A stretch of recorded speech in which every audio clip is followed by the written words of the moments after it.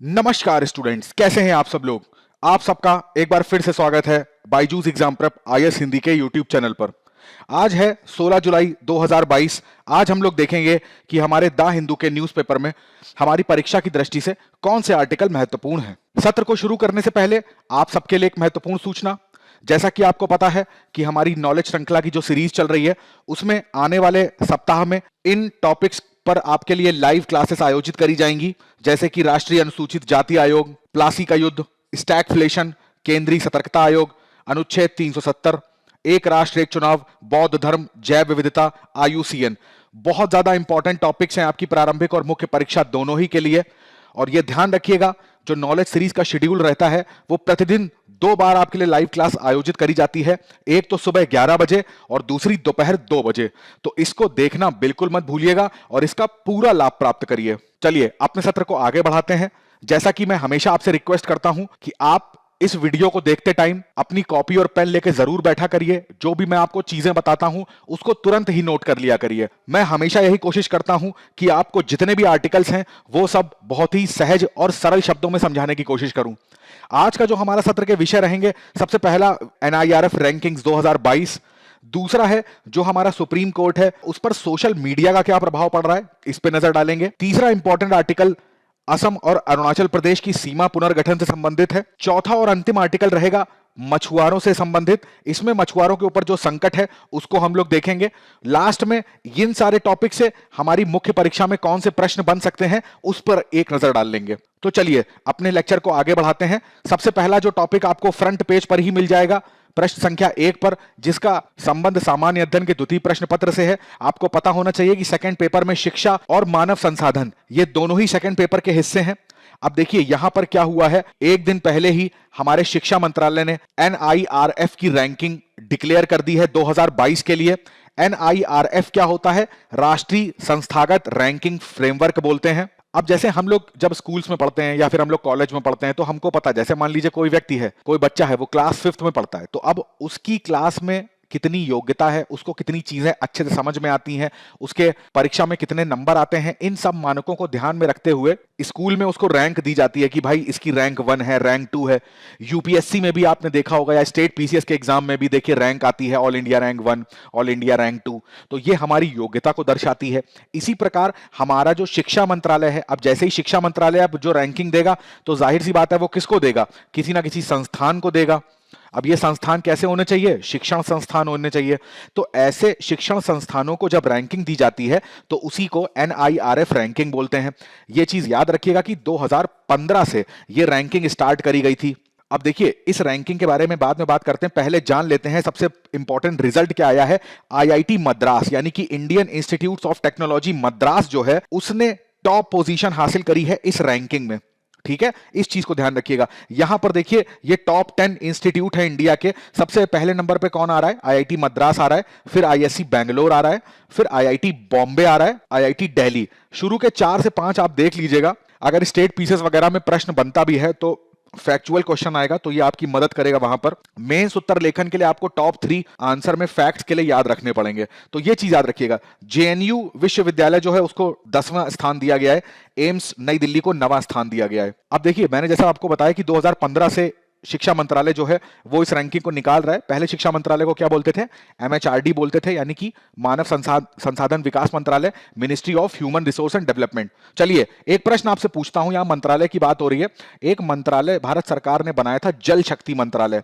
तो कमेंट करके मेरे को बताइए कि जल शक्ति मंत्रालय जो है वो कौन से मंत्रालयों के समावेश से बनाया गया है। ठीक है, अब देखिए ये जो रैंकिंग एनआईआरएफ निकाली जाती है, जो हमारा शिक्षा मंत्रालय निकालता है, तो उसके कुछ मापदंड होते हैं कि भाई किस आधार पर आप किसी इंस्टीट्यूट को, कि जैसे आईआईटी मद्रास को आपने टॉप रैंक दी है तो किस आधार पे आप देते हो, उसके मापदंड क्या हैं। ये हमारे प्रारंभिक और मुख्य परीक्षा की दृष्टि से इंपॉर्टेंट हो जाते हैं। देखिए सबसे बहुत सरल शब्दों में आपको बताऊंगा, कुछ भी चीजें रटनी नहीं पड़ेंगी। शिक्षण, शिक्षा और संस्थान, टीएलआर शॉर्ट फॉर्म में इसको बोल देते हैं, टीचिंग लर्निंग एंड रिसोर्सेज। अब देखो यहां पर जब भी शिक्षण की बात आएगी तो जाहिर से किससे संबंधित है ये चीज? ये चीज अध्यापकों से संबंधित है। तो भाई किसी संस्थान में जो अध्यापक पढ़ाते हैं उनके पढ़ाने का तरीका कैसा है, या अध्यापक और जो बच्चे हैं वहां पर जो स्टूडेंट हैं इनका अनुपात कैसा है। ऐसा तो नहीं है कि ज्यादा बच्चों के ऊपर कम अध्यापक हों। ठीक है। शिक्षा की बात करी जाती है तो यहां पर यह देखा जाता है कि भाई जो संस्थान है वो कैसे शिक्षा दे रहा है, वो कैसी शिक्षा बच्चों को दे रहा है, बच्चे क्या उसका जो सिखाने का जो उनकी मेथोडोलॉजी है, जो प्रक्रिया है, वो बच्चों को भली भांति समझ में आ रही है। संसाधन की बात करते हैं, जैसे अब मान लीजिए एक कॉलेज में या स्कूल्स में क्या संसाधन होंगे, वहां की लैब, कई सारे तरीके की लैब्स हो सकती हैं, जितने तरीके के वहां पे कोर्स चलते हैं, तो क्या केवल थ्योरेटिकल नॉलेज दी जाती है या प्रैक्टिकल नॉलेज भी दी जाती है। अगर मान लीजिए कंप्यूटर साइंस है तो वहां पर कंप्यूटर कितनी मात्रा में है, इंटरनेट की फैसिलिटी कैसी कितनी अच्छी है, प्रिंटर्स वगैरह कितने हैं, तो ये सारे जो संसाधन होते हैं ये काउंट करा जाता है। अनुसंधान और व्यावसायिक अभ्यास की बात करेंगे कि उस पर्टिकुलर शिक्षण संस्थान में जो अनुसंधान होता है किसी भी टॉपिक को लेकर, मान लीजिए आईआईटी है तो आर्टिफिशियल इंटेलिजेंस पे कोई शोध कर रहा है विद्यार्थी, तो ये अनुसंधान किस लेवल का हो रहा है, वहां पर अनुसंधान करने के साधन कैसे हैं, कितने अच्छे साधन हैं। जब भी कोई अनुसंधान कोई वैज्ञानिक करता है या कोई शिक्षक करेगा या कोई बच्चा करेगा तो अपने पेपर पब्लिश कराते हैं ये लोग। ये पेपर इसलिए पब्लिश कराते हैं कि भाई उससे पता होता है कि ये जो फलानी टेक्नोलॉजी है वो किस व्यक्ति ने बनाई है, ठीक है। तो ये जो पेपर पब्लिश कराते हैं तो उस अनुसंधान से कितने ज्यादा लोग पेपर पब्लिश कराते हैं, या उस अनुसंधान से जिसको बोलते हैं आईपीआर यानी कि इंटेलेक्चुअल प्रॉपर्टी राइट, कितनी टेक्नोलॉजी या कितने थ्योरीज ऐसी हैं, कितने सिद्धांत ऐसे हैं जो केवल उस संस्थान ने दिए हैं दुनिया को, ये सारी चीजें चेक होती हैं। स्नातक परिणाम की जाहिर सी बात है, यहां पर परिणाम की बात हो रही है तो कितने लोग ग्रेजुएट होकर वहां से निकलते हैं, कितने लोग जो है वो पीएचडी होल्डर्स वहां से निकलते हैं, तो ये सारी चीजें देखी जाती हैं। आउटरीच का मतलब क्या है? आउटरीच का मतलब है जैसे मान लीजिए अभी मैं आपसे बोलूंगा Harvard university, Oxford university, Massachusetts, तो जैसे ही मैं आपसे बोलता हूं तो आप में मैक्सिमम लोगों ने, मैं मान के चलता हूं 95% लोग इन सब यूनिवर्सिटी से भली भांति परिचित होंगे। तो उसी प्रकार जैसे मान लीजिए मैं नाम लेता हूं जेएनयू का, मैं नाम लेता हूं एम्स दिल्ली का, आईआईटी बॉम्बे, आईआईटी कानपुर, तो इन सब संस्थानों से कितने विदेशी छात्र परिचित हैं, कितने विदेशी छात्र यहां पर लालायित हैं पढ़ाई करने के लिए, तो इसको बोलते हैं आउटरीच। समावेशिता का मतलब देखिए, इंक्लूसिविटी का मतलब ये सोशल पॉइंट ऑफ व्यू से आप इसको देखिए, उस संस्थान में जो महिलाएं हैं उनकी कितनी भागीदारी है, या महिला शिक्षक हो गए, महिला श्रमिक हो गई, या महिला स्टूडेंट्स हो गए, जो दिव्यांग स्टूडेंट्स हैं वो कितने उस इंस्टीट्यूट में पढ़ते हैं और उनके लिए क्या क्या सुविधाएं हैं, जो सामाजिक और आर्थिक रूप से पिछड़े हुए जो स्टूडेंट हैं उनके लिए वहां पर क्या क्या सुविधाएं हैं। तो ये सारी चीजें जब देखी जाती हैं तो उसकी समावेशिता की बात होती है। लास्ट टॉपिक है अनुभूति, यानी कि जो श्रमिक है वहां पर, जो मजदूर काम करते हैं, कोई भी एम्प्लॉय वहां काम करता है तो उसके बीच में उसका क्या परसेप्शन है उस इंस्टीट्यूट के बारे में, वो क्या सोचता है वहां के संस्थान के बारे में। तो ये सब जो कारक होते हैं, ये इन मापदंडों पर हर इंस्टीट्यूट की रैंकिंग दी जाती है। जैसा कि मैंने आपको बताया, आईआईटी मद्रास जो था उसको टॉप की रैंकिंग दी गई। अब देखिए टोटल तो ये 5 तो हो गए आपके मापदंड, इसको मैं यहां से मिटा देता हूं, 5 तो हो गए आपके मापदंड, ठीक है। इसके बाद इनकी जो श्रेणियां आती हैं कि ये रैंकिंग किस किस श्रेणी में दी जाती है। जैसे ओवरऑल श्रेणी की बात करें तो यहां पर आईआईटी मद्रास ने ओवरऑल टॉप किया हुआ है, ठीक है। अगर यूनिवर्सिटी की बात करें तो कौन सा विश्वविद्यालय यहां पर टॉप करा है, तो ये चीज याद रखिएगा, यहां पर आईएससी बैंगलोर, ठीक है, Indian institute of science Bangalore, और जो जेएनयू है वो सेकंड नंबर पर आया है। अगर कॉलेजेस की बात करें तो कॉलेजेस में ये चीज याद रखिएगा, मिरांडा हाउस, ये दिल्ली का कॉलेज है तो मिरांडा हाउस ने यहां पर टॉप करा है। रिसर्च और इंस्टीट्यूशन यानी कि शोध के जो संस्थान है, इसमें आईएससी बैंगलोर, जो मैंने यहां पर आपको बताया, इंडियन इंस्टीट्यूट ऑफ साइंस, इसने टॉप किया है। अगर इंजीनियरिंग कॉलेज की बात करेंगे तो जाहिर सी बात है आईआईटी मद्रास ने टॉप किया है। मैनेजमेंट कॉलेज की बात करेंगे तो आईआईएम, जैसे आईआईटी होते हैं इंडियन इंस्टीट्यूट ऑफ टेक्नोलॉजी, ऐसे ही होता है इंडियन इंस्टीट्यूट ऑफ मैनेजमेंट। तो ये जो इंडियन इंस्टीट्यूट ऑफ मैनेजमेंट है, कौन सा? अहमदाबाद का, इस चीज को ध्यान रखिएगा। फार्मेसी की बात करेंगे तो अब देखिए ये तो प्रश्न नहीं पूछा जाएगा, बट आपको ये पता होना चाहिए कि कहीं पर भी आप इसको, हो सकता है आप मेंस में यूज कर लीजिए या कहीं भी स्टेट पीसेस वगैरह में पूछ दिया जाए, तो इसमें याद रखिएगा फार्मेसी में जो जामिया हमदर्द कॉलेज है, ये कहां पर आपको मिलेगा? दिल्ली में मिलेगा, इसने टॉप किया है। मेडिकल की बात करेंगे तो एम्स दिल्ली जो है उसने टॉप किया है, इस चीज को ध्यान रखिएगा। डेंटल की बात करेंगे तो डेंटल में एक इंस्टीट्यूट है जिसका नाम है सविता इंस्टीट्यूट, ठीक है, ये आपको मिलेगा चेन्नई में, इंपॉर्टेंट है, चेन्नई याद रखिएगा। लॉ की बात करेंगे तो national law university Bengaluru. Architecture की बात करेंगे तो याद रखिएगा आईआईटी रुड़की, तो ये आईआईटी रुड़की जो है ये उत्तराखंड में आपको मिलेगा, तो उसने टॉप किया। तो मैंने आपको सारे जो टॉप इंस्टीट्यूट थे वो मैंने बता दिए। अब प्रारंभिक परीक्षा और मुख्य परीक्षा के हिसाब से ये मापदंड जो है ये दोनों ही आपके इंपॉर्टेंट हो जाएंगे, तो इसको याद रखिएगा। चलिए दूसरे आर्टिकल की तरफ आगे बढ़ते हैं। तो दूसरा आर्टिकल आपको पृष्ठ संख्या 6 पे मिलेगा। जिसका सीधा संबंध किससे है? सामान्य अध्ययन द्वितीय प्रश्न पत्र से, जहां पर हम संविधान और राज व्यवस्था की बात करेंगे। देखिए, कई दिनों से हम लोग आर्टिकल डिस्कस कर रहे हैं सुप्रीम कोर्ट को लेकर, ठीक है? उसमें जो केसेस हैं वो कितने पेंडिंग होते हैं, क्यों पेंडिंग होते हैं, उसको क्या क्या दूर करने की उसको तरीके हैं। तो देखिए, कई दिनों से द हिंदू में इस टाइप के आर्टिकल्स आ रहे हैं, तो ये मान के चलिए बहुत इंपॉर्टेंट आपका टॉपिक हो जाता है। आज की डेट में जो द हिंदू में टॉपिक आया है वो आया है सुप्रीम कोर्ट को या न्यायपालिका को जो ट्रोल करा जाता है। ट्रोल का मतलब देखिए क्या पे होता है कि जैसे उदाहरण के तौर पे मैं बताऊं कि मैंने अपनी कोई फोटो डाली, ठीक है, फेसबुक पे या इंस्टाग्राम पे, किसी भी सोशल मीडिया के प्लेटफॉर्म पे मैं अपनी कोई फोटो लगाता हूं। अब कुछ लोगों को वो फोटो पसंद नहीं आती है, तो वो उस फोटो के नीचे क्या करेंगे, कमेंट कर देंगे, और वो जो कमेंट होंगे वो मेरे विरुद्ध करेंगे, या जो मेरी फोटो लगाई है इसकी कुछ कमी बता देंगे, या मेरा उपहास उड़ा देंगे। तो ऐसे कमेंट जो करते हैं इन्हीं को हम लोग क्या बोलते हैं, ट्रोल्स बोलते हैं। अब क्या होता है, जैसे सुप्रीम कोर्ट की बात करें तो सुप्रीम कोर्ट के जो निर्णय आते हैं, अब जाहिर सी बात है सुप्रीम कोर्ट जो निर्णय लेता है तो कुछ लोग उस निर्णय से सहमत होंगे और कुछ लोग उस निर्णय से क्या होंगे, असहमत होंगे। तो ये जो असहमत लोगों का ग्रुप होता है, ये क्या करता है, ये सुप्रीम कोर्ट को भी नहीं छोड़ता, उनके जजेस द्वारा जो निर्णय लिया जाता है उनको भी ये लोग ट्रोल करते हैं। ट्रोल का मतलब है उनका भी ये मजाक बनाते हैं या फिर उनके बारे में सोशल मीडिया पे कुछ कमेंट करते हैं, अभद्रजनक भाषा का प्रयोग करते हैं, ठीक है? तो इस वजह से ये पूरे आर्टिकल में दे रखा है। अब देखिए, आर्टिकल में इसमें कई सारे उदाहरण दे रखे हैं, वो हमारी परीक्षा की दृष्टि से बिल्कुल भी इंपॉर्टेंट नहीं है। यहां पर इंपॉर्टेंट जानना यह है क्या कि भाई सुप्रीम कोर्ट यानी कि उच्चतम न्यायालय की अगर बात करें, ठीक है, तो उच्चतम न्यायालय जो भी निर्णय लेता है तो क्या यह सही है कि हम उसके निर्णय के विरुद्ध जाकर अभद्र भाषा का प्रयोग करके या उसका उपहास उड़ाएं? क्या यहां पर जो सरकार है, जो संसद है, राज्य विधानमंडल है, उसका यह कर्तव्य नहीं बनता कि वो न्यायपालिका की जो गरिमा है, उसका जो एक रिस्पेक्ट है, उसको बरकरार रखे? अब देखिए, आपको पता होना चाहिए कि भारत में जो राजनीतिक संरचना का उपयोग हम लोग करते हैं वो कैसी राजनीतिक संरचना है। जैसे मैं आपको वेन डायग्राम से बताऊं, ये बड़ा वाला जो सर्किल आप देख रहे हो, यही क्या होती है, ये होती है विधायिका हमारी, ठीक है, जिसको कि हम लोग इंग्लिश में क्या बोल देते हैं, लेजिस्लेचर बोल देते हैं।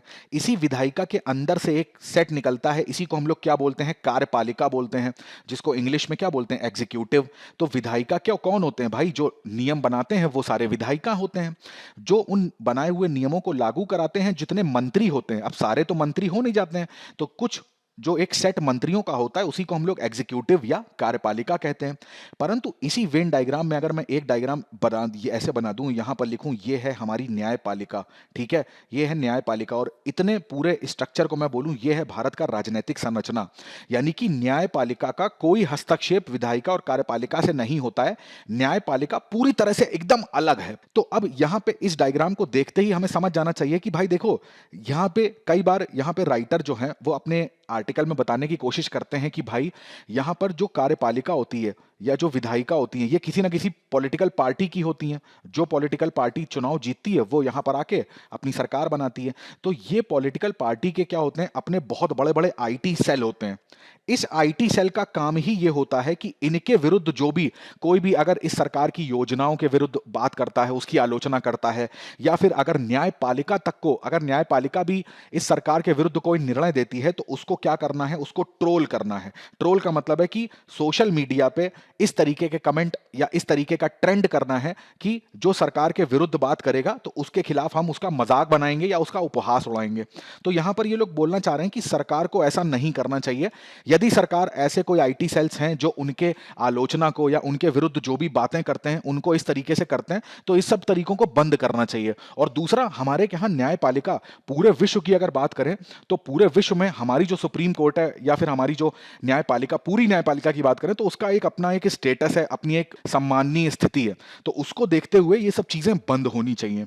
तो यहीं पर यह बात हो रही थी कि भाई हेट स्पीच जो होती है इसी को भी इसके अंदर में रखा गया कि भाई इस तरीके का भाषण ना दिया जाए या इस तरीके का कोई भी सुप्रीम कोर्ट या उच्च न्यायालय जो हमारे हैं उनके निर्णयों के विरुद्ध ऐसी कोई बात ना करी जाए जिससे समाज में कुछ लोग तो ऐसे होंगे, मान लीजिए जिनका बौद्धिक विकास इतना ज्यादा नहीं हुआ है, तो वो अब मान लीजिए सुप्रीम कोर्ट ने कोई निर्णय दिया किसी केस में, तो अब उस निर्णय को कुछ लोग ऐसे थे समाज में जो उस निर्णय का उपहास उड़ाने लगे, उसको ट्रोल करने लगे।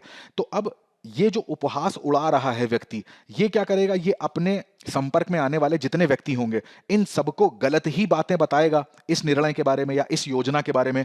तो वो सारे इसी की बात को सच मानेंगे, क्योंकि उन्होंने वो स्वयं उनकी जो तर्क करने की शक्ति है या जो उनका बौद्धिक विवेक का जो इस्तेमाल है वो नहीं करेंगे। तो इस तरीके से क्या होगा, समाज में ऐसे लोगों की संख्या बढ़ती जाएगी जो समाज में किसी भी तरीके की घृणा पैदा कर सकते हैं।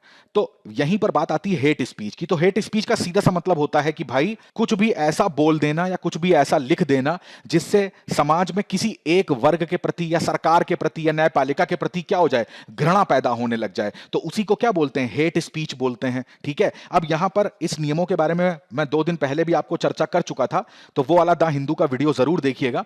एक छोटा सा इंट्रोडक्शन मैं दे देता हूं आपको कि सूचना प्रौद्योगिकी इस हेट स्पीच की बात करें या ऐसे कोई भी जो घृणा समाज में फैलाई जाती है, इसको रोकने के लिए सरकार ने क्या क्या कदम उठाए हैं। तो जो हमारा आईटी एक्ट है उसकी धारा 69 का ए, जैसे लेटेस्ट में आपने इसका एग्जांपल पढ़ा होगा कि ट्विटर को सरकार ने बोला था कि आप अपने कुछ 80 पोस्ट ऐसे थे जिनको क्या कर दीजिए, अपने डिलीट कर दीजिए। ठीक है, तो ये जो धारा है आईटी एक्ट की, सरकार को ये शक्ति देती है कि जहां पर भी सरकार को ऐसा लगे कि किसी सोशल मीडिया प्लेटफॉर्म का इस तरीके का यूज हो रहा है कि उससे समाज में जो है घृणा फैल सकती है, समाज में हिंसा फैल सकती है, तो उसको रोक सके। इसी तरीके से धारा 66 ए है, ये भी क्या करती है कि सोशल मीडिया का या मोबाइल का यूज करके, फोन का यूज करके जो लोग भी ऐसी पोस्ट करते हैं जिससे किसी की निंदा होती है, मानहानि होती है, तो वो धारा 66 ए में लिखा है।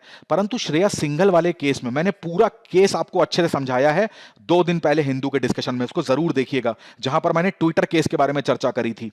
तो वहां पर इस केस में सुप्रीम कोर्ट ने इस धारा को असंवैधानिक घोषित कर दिया, परंतु धारा 69 का जो ए है वो संवैधानिक है।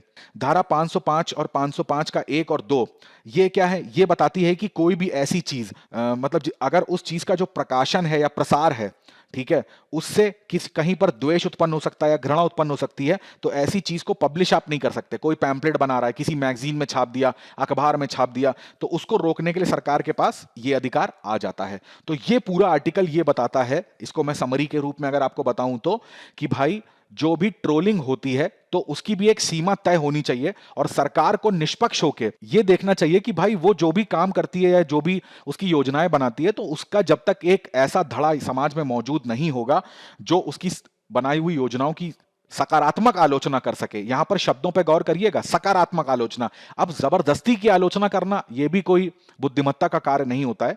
तो सरकार को यह करना है कि भाई अभिव्यक्ति की आजादी सबको है, परंतु वहां पर शब्दों का उपयोग सही होना चाहिए। अगला आर्टिकल देखिए, प्रश्न संख्या 4 से आपको मिलेगा, जिसका संबंध प्रश्न पत्र 2 और 3 से है। यहां पर संविधान और आंतरिक सुरक्षा दोनों की बात यहां पर कवर कर दी जाएगी। अब संविधान में जैसे हम लोग केंद्र राज्य संबंध पढ़ते हैं, तो राज्यों के बीच में आपस में संबंध कैसे हो, उससे राज्य की जो आंतरिक सुरक्षा है उस पर कोई फर्क पड़ेगा। तो ये दोनों विभिन्न विभिन्न आयामों को आर्टिकल कवर करता है, इसलिए मैंने सोचा कि इसको आज की चर्चा में शामिल करा जाए। आपको पता होगा कि असम और अरुणाचल प्रदेश दोनों जो सीएम थे दोनों राज्यों के, उन्होंने एक मीटिंग बुलाई थी और मीटिंग में कुछ गांवों को अपने सीमा विवाद को एक लेवल तक सॉल्व करने के लिए राजी हुए थे। अब देखिए यहां पर आप मैप से ज्यादा अच्छे समझ पाएंगे, ये हमारा अरुणाचल प्रदेश है और ये असम है। ठीक है, अब देखिए यहां पर इंपॉर्टेंट क्या है, ये प्रारंभिक परीक्षा में आपसे पूछ सकते हैं कि नामसाई घोषणा पत्र इनमें से किससे संबंधित है। कुछ नहीं है, नामसाई क्या है, ये एक अरुणाचल प्रदेश में ये एक छोटा सा गांव कह लीजिए, शहर कह लीजिए, वो आता है, तो उसी के नाम से घोषणा पत्र का नाम स्टार्ट हुआ था। थोड़ा सा मैं इसका इतिहास आपको बता देता हूं जिससे आपको स्टोरी समझने में आसानी हो जाएगी और ये पूरा आर्टिकल आपके दिमाग में घर कर जाएगा। देखिए आपको पता होना चाहिए कि 1873 में जब यहां पर ब्रिटिश का राज चलता था, तो ब्रिटिश ने यहां पर क्या किया था, एक परिसीमन बनाया था, या उसको बोल लीजिए इनर लाइन का विनियमन जो था, जिसको रेगुलेशन बोलते हैं, ये बनाया गया था। इनर लाइन जो थी वो ऐसी डिवाइड बनाई गई कि भाई एक है मैदानी क्षेत्र, एक है पहाड़ी क्षेत्र, इसके बीच में एक सीमा बना दी गई। और ये सीमा कैसी है, ये काल्पनिक है, कहीं पर इसकी कोई मार्किंग नहीं करी गई थी कि ये जो ये मार्किंग आप देख रहे हो, ऐसी कोई मार्किंग नहीं थी। ये एक काल्पनिक सीमा रेखा बनाई गई कि मैदानी भागों को और जो पहाड़ी भाग हैं इनको अलग करने के लिए, तो इन दोनों को अलग कर लिया गया। अब पहाड़ी मैदानी भागों से जो पहाड़ी भाग में जाएगा तो उसको इन सब रेगुलेशंस के ये सारे नियम मानने पड़ेंगे जो यहां पर लिखे हुए थे। ये कहानी 1873 में शुरू हो गई। अब क्या हुआ ना, 1915 की बात है। 1915 में इस पूरे रीजन को बोला गया क्या, नॉर्थ ईस्ट फ्रंटियर ट्रैक्ट्स। ठीक है, नॉर्थ ईस्ट फ्रंटियर ट्रैक्ट्स। जब हमारा देश आजाद होगा तो इसी NEFT जो यहां पर लिखा हुआ है, इसी को आजादी के बाद इसका नाम दिया गया NEFA, नीफा जिसको शॉर्ट फॉर्म में बोलते हैं, ऐसे लिख देते हैं, नॉर्थ ईस्ट फ्रंटियर एजेंसी। इस पूरे नीफा को चला कौन रहा था, इस पूरे नीफा को गवर्न कौन कर रहा था? असम राज्य। ठीक है, असम राज्य सारे नियम कानून इसके अंतर्गत बना रहा था।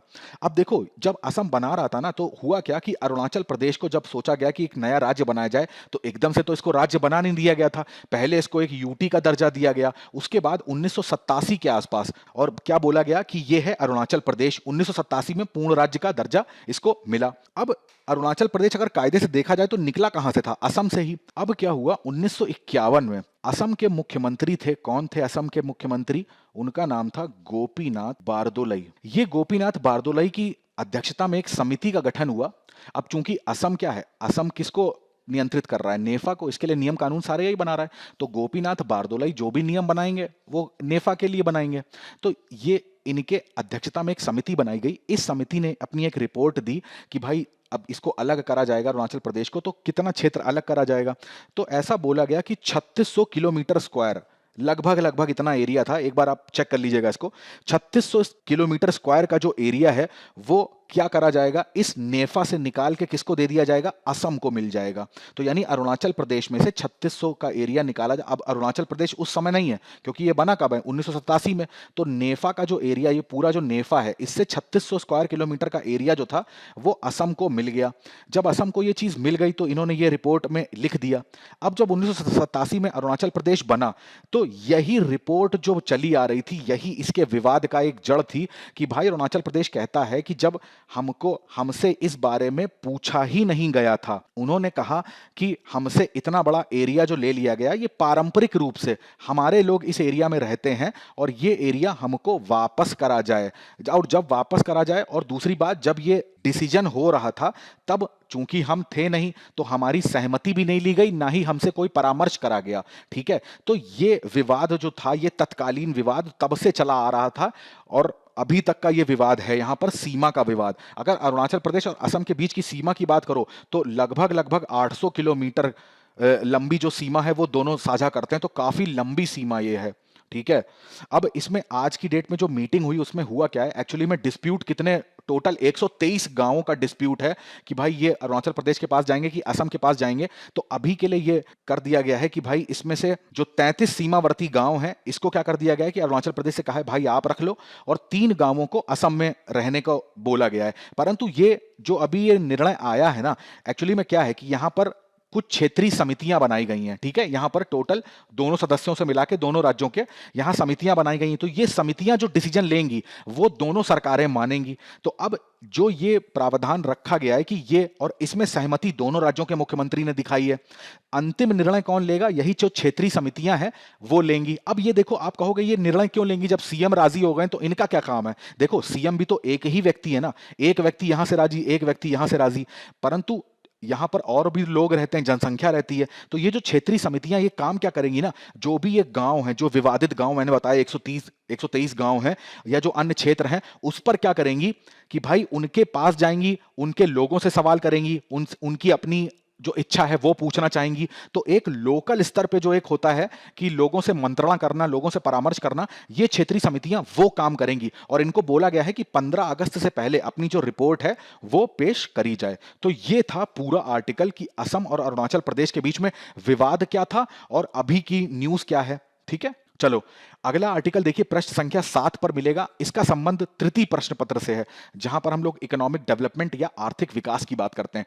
अब ये टॉपिक किससे रिलेटेड है? ये टॉपिक रिलेटेड है मछुआरों के ऊपर जो संकट आ रखा है। अब ये संकट बेसिकली इस आर्टिकल में किस राज्य की केस स्टडी करी गई है? केरला राज्य की। केरला राज्य में जो ये हमारे मछुआरे भाई बंधु हैं, इनके ऊपर किस तरीके का संकट जो है वो आ चुका है, ये इस आर्टिकल में दिया हुआ है। अब बात तो यहां पर केरला की करी जा रही है, परंतु हम इससे वो पॉइंट मैंने आपके लिए निकाल लिए हैं जो आप मुख्य परीक्षा में या अपने निबंध लेखन में यूज कर सकते हैं। ठीक है, तो उस पर एक चर्चा कर लेते हैं, बहुत ज्यादा इंपॉर्टेंट आर्टिकल है ये। देखिए यहां पर जो मछली पालन हो रहा है या मछली जो पकड़ रहे हैं जो मछुआरे हैं, उनकी पूरी जीविका किस पे डिपेंड है? उनकी जीविका डिपेंड है समुद्र में जो पाए जाने वाले संसाधन हैं उस पर। यहां पर हो क्या रहा है, अब इतने समय से यहां पर मछली पकड़ी जा रही, तो जाहिर सी बात है जो समुद्री भंडार होंगे वो अब धीरे धीरे क्या हो रहे हैं, खत्म होते जा रहे हैं। जो अब खत्म कैसे होते जा रहा है, आप कहोगे ये कैसे हो रहा है? भारत की जो तट रेखा है, तो तट रेखा, चलिए मेरा एक प्रश्न यहां पर, दूसरा प्रश्न आपसे पूछता हूं, ये बताइए कि भारत की तट रेखा से कितने नॉटिकल माइल्स की दूरी पर जो भारत का एक्सक्लूसिव इकोनॉमिक जोन आता है, उसके अंदर भारत कुछ भी शोध और उसके अंदर जो भी संसाधन मिलते हैं वो भारत उपयोग कर सकता है बिना किसी से पूछे? बताइए। तो मैं अब आपको ये डिस्टेंस नहीं बताऊंगा, तो ये जो जितना एरिया होता है भारत का, जो प्रादेशिक वाटर है, टेरिटोरियल वाटर है, तो इसी के अंदर तो मछली पालन कर सकते हैं। इंटरनेशनल वाटर में तो सबको आजादी होती है मछली पकड़ने की, मछली पालन मैं बोल रहा हूं, मछली पकड़ने की। तो जो ये वाली इतनी सीमा है, इसके अंदर जो मछलियों की संख्या है, जो मछलियों का भंडार है, वो निरंतर कम होता जा रहा है। अब इसके केवल एक रीजन नहीं है, एक तो रीजन ये हो गया, इसके भी कई सारे कारण हैं। उन्हीं कारणों पे हम लोग चर्चा करते हैं। सबसे पहले देखो क्या होता है ना, यहां पर बताया गया कि कुछ प्रजातियां जैसे क्रोकर और सार्डिन है, सार्डिन का ऑयल निकलता है जिसमें ओमेगा 3 ऑयल होता है ना, तो ये वाला ऑयल बहुत ज्यादा इंपॉर्टेंट होता है हमारी हेल्थ के लिए, तो सार्डिन मछली से वो प्राप्त होता है। तो क्रोकर और सार्डिन जो है, ऐसी प्रजातियां मछली की इस एरिया में, ठीक है, बहुत इनकी संख्या जो है वो निरंतर कम होती जा रही है, जिससे कि जो मछुआरे हैं उनकी जीविका पर असर पड़ा है।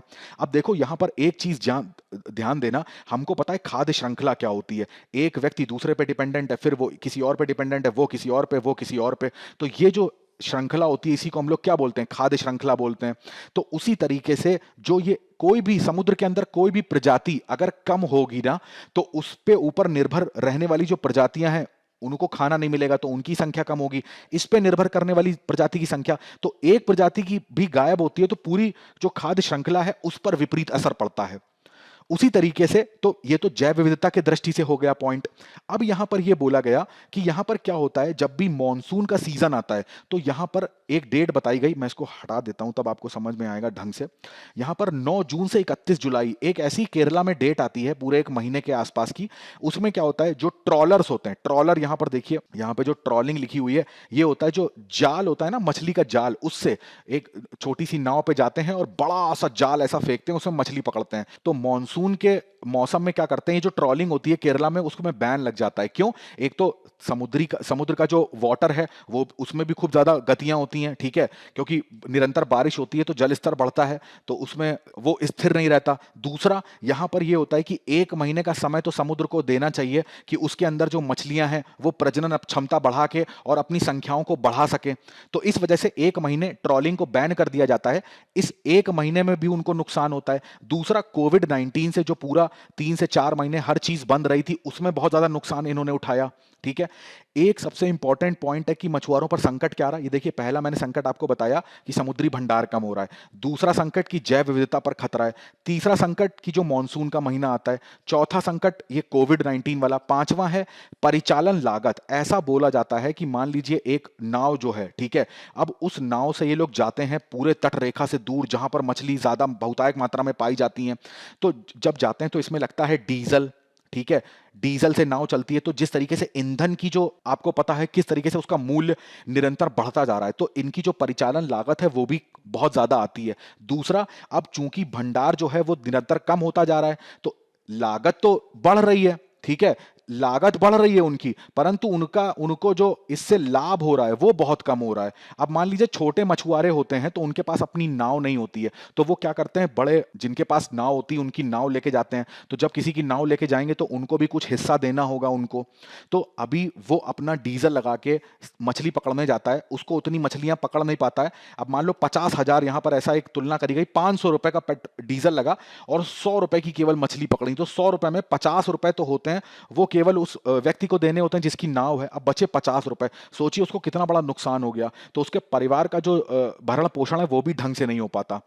खराब मौसम छठा कारण है। खराब मौसम से मतलब यहां पर ये होता है, जैसे मानसून की बात कर लें, ठीक है, यहां पर चक्रवातों की बात कर लें, या जिस तरीके से इसमें बहुत सारी चीजें कवर हो जाएंगी। जो यहां पे मैंने लिखा हुआ है कि जो प्राकृतिक खतरे होते हैं, हवा की दिशा में अचानक परिवर्तन हो जाना, ठीक है, जैसे एल नीनो होता है। अब इनके क्या कारण है ये आज तक कोई पता नहीं लगा पाया, कि जो जो समुद्री तरंगे होती हैं वो क्यों एकदम से अपनी दिशाएं 3 से 4 वर्ष में या 2 वर्ष में पलट लेती हैं, ठीक है? चक्रवात होते हैं जिस तरीके से आप देखते हो कि अक्सर अब अरब सागर की बात करें, बंगाल की खाड़ी की बात करें, उसमें बहुत ज़्यादा चक्रवात आने लगे हैं। और चक्रवात आते कब हैं? जब होता क्या है, कौन-सा प्रेशर है? लो प्रेशर यानी कि निम्न वायु दाब। और ये कब होता है? जब टेम्परेचर क्या होता है? टेम्परेचर बहुत ज़्यादा होता है। एक चीज़ मैं आपको बता रहा हूँ इंपॉर्टेंट, याद रखिएगा, जब भी समुद्र का जो टेम्परेचर है वो बढ़ेगा, तो मछलियाँ क्या है? मछलियाँ को जब ऊपर गर्मी लगेगी ना, तो वो नीचे गहराई में चली जाती हैं। तो जब गहराई में चली जाएँगी तो जो मछुआरे होते हैं उनकी जाल में वो पकड़ में नहीं आती हैं। तो जितना तापमान बढ़ेगा उतना जो मछली पकड़ने का जो उत्पादन है ना वो घट जाता है। इस चीज़ को ध्यान रखिएगा, बहुत इंपॉर्टेंट फैक्ट है। इसको भी आप मौसम में बदल सकते हो। तो अगर वर्षा ज़्यादा हो रही है तो वर्षा ज़्यादा होने की केस में भी समुद्र में लोग जाने से मना करते हैं, अवॉइड करते हैं। ज़्यादा गर्मी पड़ेगी तो उस गर्मी में भी मछली पकड़ना संभव हो नहीं पाता है। चक्रवातों की संख्याएं बढ़ती जा रही हैं। यहाँ पर एक शब्द यूज हुआ है MLS, ठीक है? इसको बोलते हैं न्यूनतम कानूनी आकार, मिनिमम लीगल साइज। इसमें क्या होता है कि मान लीजिए कोई मछली है, उसका साइज है 10 सेंटीमीटर का, ठीक है? तो अब ये जो मछली है ये काफी छोटी है और इसको अगर मछुआरे नहीं पकड़ते हैं तो इसकी आगे प्रजनन करने की जो दर है वो बढ़ जाती है। तो यदि ये मछली को छोड़ देंगे और ये प्रजनन करेगी तो ऐसी और मछलियों को उत्पन्न करेगी। परंतु अगर इसी को पकड़ लिया जाएगा तो फिर आगे मछलियों का उत्पन्न होना रुक जाएगा। तो ये मछुआरे क्या करते हैं कि MLS जो शब्द यहां पर है, बहुत इंपॉर्टेंट शब्द है, लीगल साइज को बताता है कि भाई इस साइज के ऊपर की जो मछलियां हैं आप उनको पकड़िए, ठीक है? इससे छोटी मछली मत पकड़िए क्योंकि उसके प्रजनन करने के चांसेस ज्यादा होते हैं, ठीक है? तो जो MLS यहां पर है, इससे क्या हो रहा है, जब मछली कम हो जाती है ना तो मछुआरे अब इन्हीं को पकड़ने लग जा रहे हैं कि जो MLS के अंतर्गत नहीं आती हैं, ठीक है? यहां पर अब ये तो सारे कारण जो मैंने आपको 7 कारण बताए बहुत ज्यादा इंपॉर्टेंट थे। पूरे आर्टिकल का मैंने आपको एक निचोड़ बता दिया इसका। यहां पर ये बताया गया कि भाई अब उसका प्रभाव क्या पड़ा कि वहां पर अब जो मछुआरे होते हैं, अब जब उनका भरण पोषण नहीं हो पाता है तो उनके पास एक ही चारा बचता है कि अपनी नावों को क्या करें, बेच दें। तो ऐसा देखा गया है कि केरल में जो मछुआरे हैं तो 500 नावों को वहां पर बेचा गया है। बेच के जो पैसा आता है उससे वो अपना कोई दूसरा काम धंधा करते हैं, ठीक है? तो ये था पूरे आर्टिकल का सार। आइए मुख्य परीक्षा प्रश्न पत्र पर एक नजर डाल लेते हैं। नीली क्रांति क्या है? भारत के मात्स्यिकी क्षेत्र के समक्ष वर्तमान में सामना की जा रही स्थिरता को कैसे दूर करा जा सकता है, पहला प्रश्न है। चर्चा करें, NIRF रैंकिंग भारत में उच्च शिक्षा की पूरी तस्वीर नहीं प्रदर्शित करती है, यह दूसरा प्रश्न है। ये 2 प्रश्न हैं, बहुत आसान प्रश्न मैंने आपसे पूछे हैं, उत्तर लिखने के प्रयास जरूर करिएगा, ठीक है? तो मैंने आज आपसे 2 प्रश्न पूछे हैं। एक तो मैंने पूछा है जल शक्ति मंत्रालय कौन से 2 मंत्रालयों से, कौन से मंत्रालयों के समावेश से बनाया गया है। दूसरा मैंने आपसे पूछा है कि तट रेखा से कितनी दूर भारत का एक्सक्लूसिव इकोनॉमिक जोन होता है, यह आपको बताना है कमेंट करके। मैं आशा करता हूं आज का सेशन आपको पसंद आया होगा। अगर आज का सेशन आपको अच्छा लगा है तो उसको लाइक, शेयर और सब्सक्राइब करना बिल्कुल मत भूलिएगा। मिलते हैं अगले द हिंदू के सत्र में कुछ नए आर्टिकल के साथ। तब तक आप अपनी पढ़ाई करते रहिएगा, अपना ध्यान रखिएगा, अपने परिवार वालों का ध्यान रखिएगा। बहुत बहुत धन्यवाद।